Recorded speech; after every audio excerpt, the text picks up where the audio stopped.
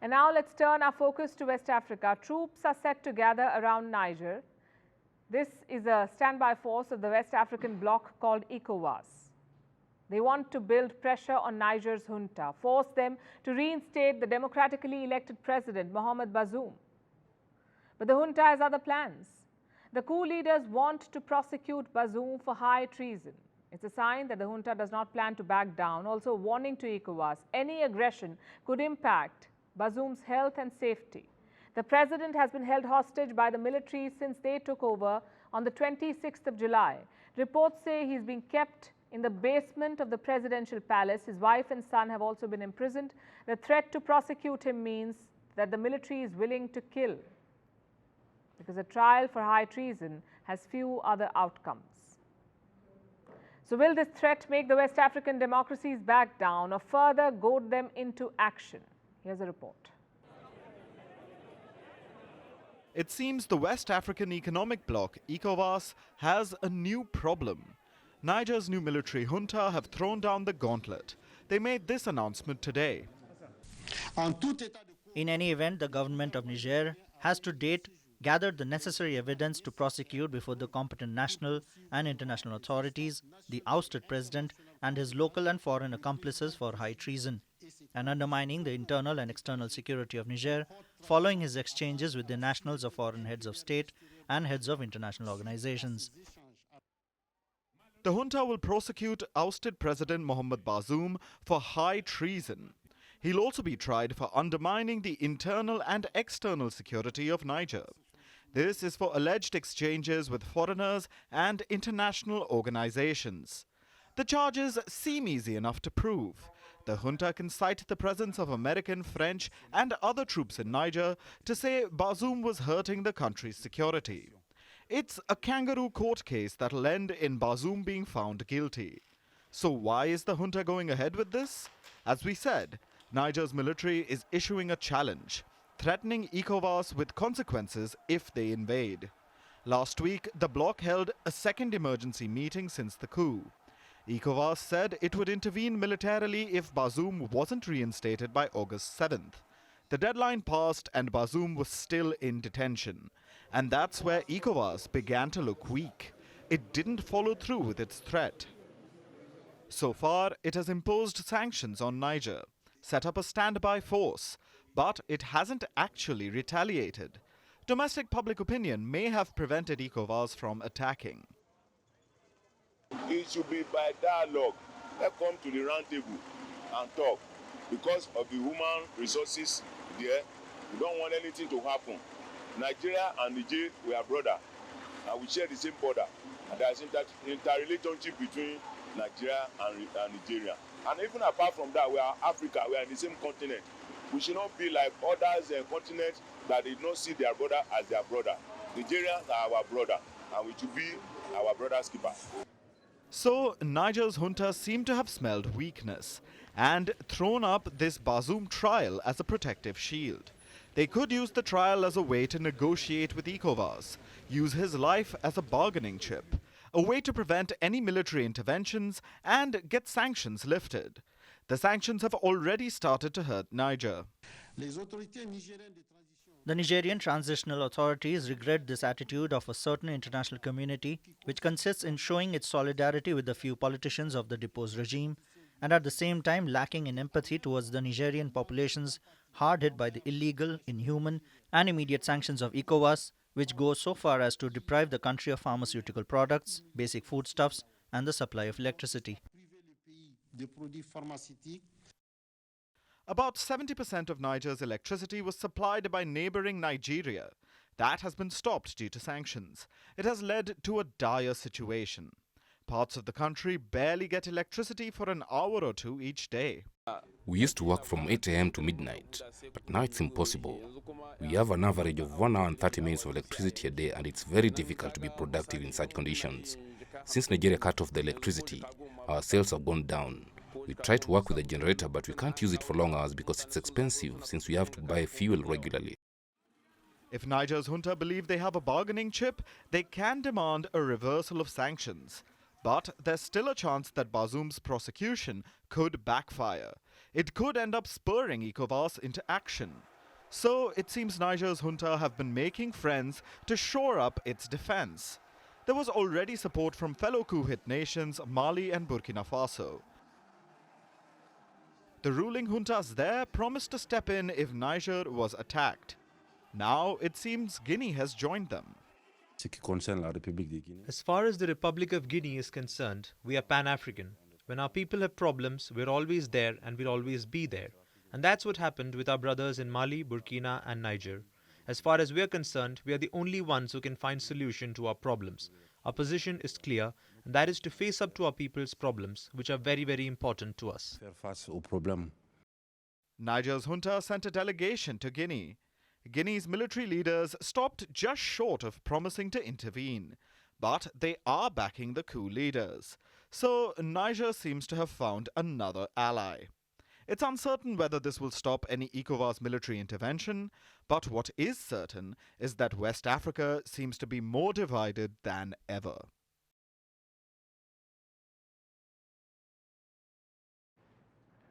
Now let's talk about Russia. It is facing a new problem. The ruble is falling. The Russian currency has sunk to new lows. Today it breached the 100 mark. What does that mean? It means you can exchange $1 for 100 rubles. This is a 17-month low, and this has been a trend of late. 2023 is not going well for the Russian currency. Since January, it has lost 40% of its value. The 100 mark is a psychological one. The ruble breached it today. Do you know when was the last time this happened? In March last year. That's when the ruble dropped to 136 against the dollar. This happened right after Russia's invasion of Ukraine. But by June last year, the ruble had recovered. It was trading at 50. The recovery was thanks to high prices of oil and gas. The fall in March was a knee-jerk reaction, a consequence of Russia's decision to attack Ukraine. So what is happening now? Why is the ruble falling again? Because exports from Russia are falling. I have some numbers from the month of April. The value of Russian exports fell by 35% in that month, in April. And why are exports falling? Because Russia's oil and gas revenues have declined. In July last year, Russia earned over $16 billion from the sale of oil and gas. This was last year, July. 1 year later, this earning has fallen to less than $7 billion. Now, oil and gas is Russia's main export. So when its value falls, less money goes into Moscow's coffers. And that in turn puts pressure on the currency. But things may improve soon because remember, Russia's economy is not slowing because of sanctions. Instead, it is adapting. It is also growing. As per the latest data, the GDP expanded by 4.9%.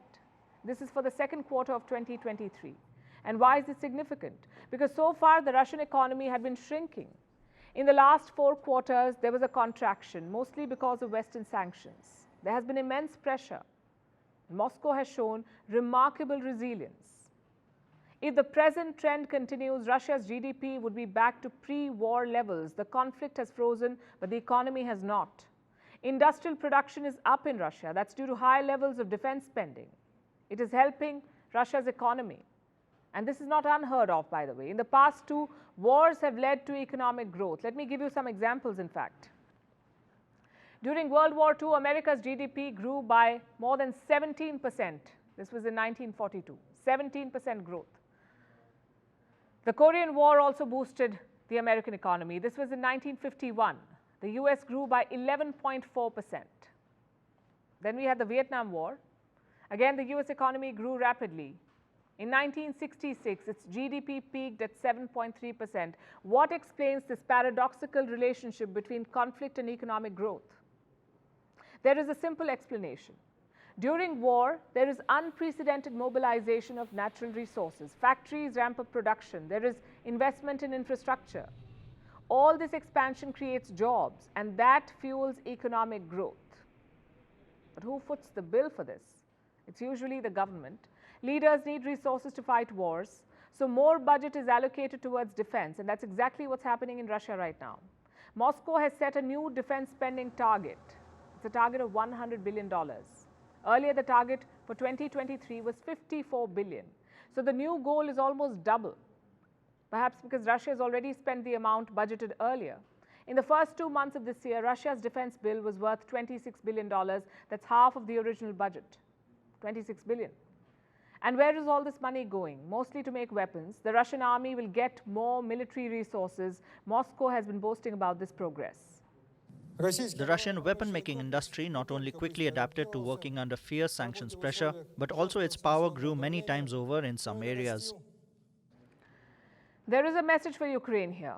More weapons means Russia has no intention of slowing down. This war will continue. Moscow is looking for a clear outcome, not a stalemate that leads to a negotiation.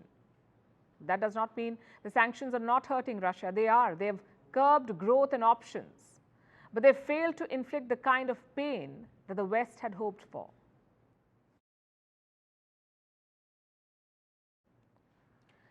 Speaking of upgrades, Europe needs to upgrade its migration policy. The current one is disastrous. Migrant boats are sinking almost every week. Hundreds of children are dying at sea. And what does Europe do?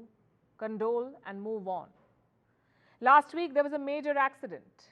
Migrants had boarded a ship from Tunisia to Italy. Somewhere along the journey, the boat capsized. At least 41 people died. 3 of them were children. Another accident happened in the English Channel. 6 migrants died after their boat sank. But the worst was in late June. A migrant boat sank off the coast of Greece. 750 people were on board. Only 100 of them survived. What about the rest? Presumed dead. Their bodies are yet to be recovered from the Mediterranean Sea. The problem is not a new one. Migrant boats have always capsized in this region. But this year, the numbers are up. More than 1,800 migrant deaths have been reported so far. This is higher than the last 5 years. In 2018, there were 1,300 deaths. By 2020, it fell to 1,000. But now in 2023, migrants are moving again. Where do they come from? A lot of places. Pakistan, Syria, Libya, Tunisia, Afghanistan, Morocco. They set off from North Africa, mostly from Tunisia and Libya. But their boats are not fit for the journey. We're talking about rubber rafts and fishing vessels, and that too overcrowded ones. They have little chance of completing the journey, hence all the accidents. But a couple of questions still remain. Number one, what explains the uptick in migrants? And number two, what is Europe doing to stop this? Let's answer the first question first. Most of these migrants are fleeing poverty, not persecution. Food prices are at a record high. Jobs are disappearing fast. So staying back is not an option. Just look at South Africa. It is considered among the biggest African economies. But South Africa's unemployment rate is 33%. 1 in 3 people don't have jobs. To solve these problems, you need a stable and reliant government, but again, no luck. Africa's Coup belt is active again. The latest was in Niger. So people have lost faith in their countries and their governments, and they have made a drastic choice, either Europe or death. Which brings us to question number 2. What is Europe doing about all of this? And let's be clear about one thing. These migrants are not refugees. Europe is not legally obligated to take them. It's the government's choice to welcome migrants or not. But how they do it, how they make that choice, is important. In 2015, the European Union was proactive. They tripled their migrant rescue budget. More money, more ships, more surveillance. The idea was to save the people first and then decide what to do with them. Now it's the opposite. Europe's rescue teams are grossly underfunded. They don't have enough assets either. So when accidents happen, there are delays. Some countries like Italy have gone a step ahead. They're cracking down on rescue ships. Elsewhere, they have money to spare. The coast guards of Libya and Tunisia are funded by Europe. In June, European leaders traveled to Tunisia. They struck a deal there. Tunisia gets $1 billion in aid. In return, they stop migrants from leaving their shores. A quick side note, Libya and Tunisia are notorious for abusing migrants. There are reports of torture, sexual violence, and extortion, and Europe knows all of this. Yet they fund both Libya and Tunisia. The problem here is lack of empathy. European leaders have turned migration into a political weapon. Case in point, Poland. Their government has announced a referendum. It will be held on the 15th of October. The question for voters is this: do you support the admission of thousands of illegal immigrants from the Middle East and Africa? Basically, it's a vote on Europe's migrant policy. Polish voters can accept or reject it. And what exactly is the policy? The EU agreed that all members should share responsibility for migrants. Even if they land in Italy, every member would host them. If not host, at least pay for them. Poland and Hungary don't want to do either. Fun fact, this is the same Poland that hosted 1 million Ukrainian refugees. I guess that was not a burden. And no one is asking Europe to resettle all these people, but give them a fair chance. You can't fund abusive regimes to do your dirty work. You can't look the other way when migrants drown in your backyard. Unfortunately, that's what Europe is doing.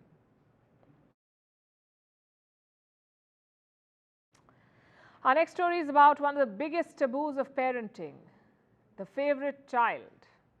This favoritism has been a muse for memes, the path to Oscars for Sophie's Choice, and the bane of every black sheep's existence.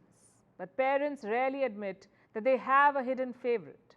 Sometimes they treat it like a dirty secret. Other times, they don't even know if they have one. But let me tell you this, parental favoritism exists. The numbers will surprise you. Studies say 65% of the families worldwide have a favorite child who is given special treatment over their siblings. And this is usually brought up in good humor, but in real life it can be very harmful. It comes with sour family ties and long-lasting mental health impacts. What are the pitfalls of picking a favorite? And can parents simply avoid it? Our next report tells you. Parents worldwide are in on a little secret. They're colluding together, keeping their children in the dark and lying to them day after day, sometimes even unknowingly. But now it's time to burst the bubble. You haven't been imagining things. Studies say most parents do in fact have a favorite. If you're the black sheep, yes, this is the stuff of nightmares. And if you're the golden child, don't get too happy yet. This is kind of a lose-lose situation.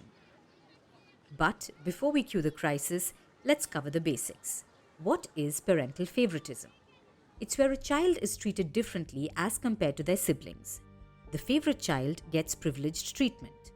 Now, most parents would disagree they do this. They rarely admit to picking a favorite. Only 10% parents do, to be exact. But science disagrees. Research says parental favoritism occurs in about 65% of families, and this happens the world over across different cultures. It's so widespread that psychologists have a name for it. They call it parental differential treatment. And it's more than just a quirk of family life. It can actually cause widespread damage to children's well-being. The golden question is, who is the golden child and who is less favored? Many believe that birth order plays a role. The firstborns are the natural favorites. That's not really true though. Research says last-born children are more likely to be picked. So, what causes this so-called favoritism? The strongest predictor is a parent's feeling of the child being similar to them. But even so, this isn't a sure-shot formula. Favoritism is subjective. Sometimes being the favorite is about receiving more praise, attention, and affection from parents. Other times, it's about enjoying less discipline or attention. Research says children are aware of preferential treatment from an early age, and feeling second best comes with harmful consequences like low self-esteem, depression, anxiety, and risky behavior. It can also cause indirect problems. A Chinese study says it can increase mobile phone addiction among teens. A Canadian study says it can hamper family ties. Less favored children can share a difficult relationship with not just their parents, but also their siblings, which is worrying. Because, according to science, good sibling relationships are important for lifelong happiness. And favoritism doesn't just end with childhood. The problems continue to haunt people well into their adulthood. Maternal favoritism is associated with higher depression scores in adults, but the issues aren't limited to mental health. When people are young, favoritism can mean lesser time spent with parents. As adults, this changes. For them, favoritism could mean unequal financial support for a child compared to their sibling. As we mentioned, the problems of favoritism don't favor the favorites either. Complicated sentence. Basically, being the golden child can cause emotional distress too. Favored children are prone to depression. They also bear the brunt of conflicts with less favored siblings. And during adulthood, favorite children often deal with unequal burden. as they usually take up the caretaker role for their parents. All in all, favoritism is damaging to families. The question is, why can't parents just stop picking favorites?